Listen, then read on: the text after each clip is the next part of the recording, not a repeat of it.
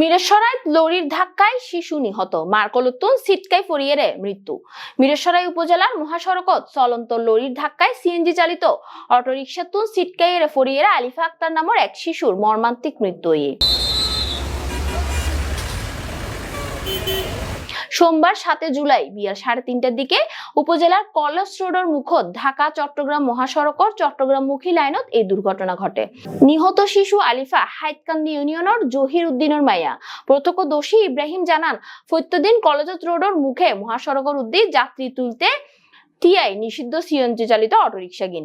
আজিও angry autorickshaw হঠাৎ গড়ি এডে থিয়াই পড়ে, আর তখনই ফিসুদিতুন আইয়া লরি নিয়ন্ত্রণ হারাইয়া অটোরিকশা ধাক্কা দেয়। এতে মার্কলুতুন শিশু সিটকাই যাইয়েরে সড়কত ফরে এবং মাথা তাগাত ফাইয়েরে ঘটনাস্থলতে মারা যায়। ঘটনার সত্যতা নিশ্চিত করতে জোরারগঞ্জ হাইওয়ে থানার এসআই মোহাম্মদ বোরহান উদ্দিন হইয়ে আরা দুর্ঘটনার খবর ফাইয়েরে ঘটনাস্থলত যায়। বিস্তারিত তথ্য সংগ্রহ গড়র।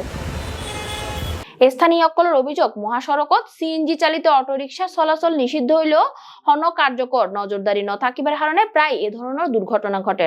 তারা দুর্ঘটনাস্থলত দ্রুত গতিত ট্রাফিক নিয়ন্ত্রণ ও নিরাপত্তা ব্যবস্থা জোরদারের দাবি জানায়।